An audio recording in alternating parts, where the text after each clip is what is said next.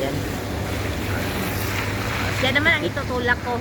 Siya ang nakaupo, tulak ko siya, ha? Yay! Ang sarap pala ng tinutula. Siya Diba? yung nakaupo. Ang galing namin mag-trip, ano, umuulan. Gusto mo sumakay? Gusto niyo sumakay? Ha? Sakay kayo? Ba, may bayad to. Mahal ang bayad ng driver. Kita mo yung driver, oh. Hirap na hirap.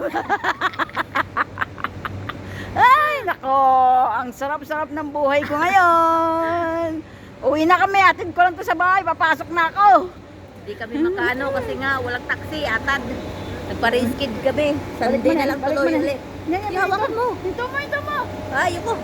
Diretso na natin sa bahay. Ayan. Wala yan, kaya yan. Yes, Yan po yes. Oh, mabubunggo ko. Oh, wala akong license. Uy, uy. Ne, babagsak na yung kotse, ha? Ayan. Yay! Kita mo, takot ako. Kasi baka mabunggo niya yung kotse. Wala kami. Ne. Hindi. Ako na. Yan mo.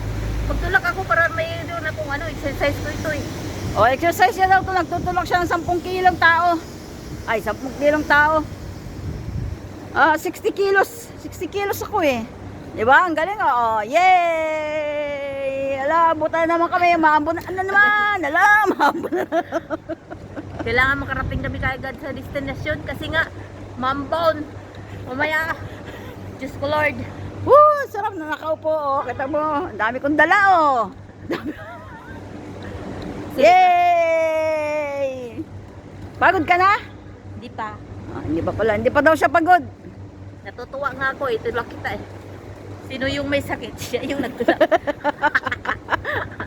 Naglalaro. Lakas ng trip. Lakas ng trip, pre. Yay! Ay, Diyos ko Lord. Ang anak ni Janice. Okay, turn right, turn right. Wait lang. Turn. Wala, tiyatawagan ako. Okay na. Okay.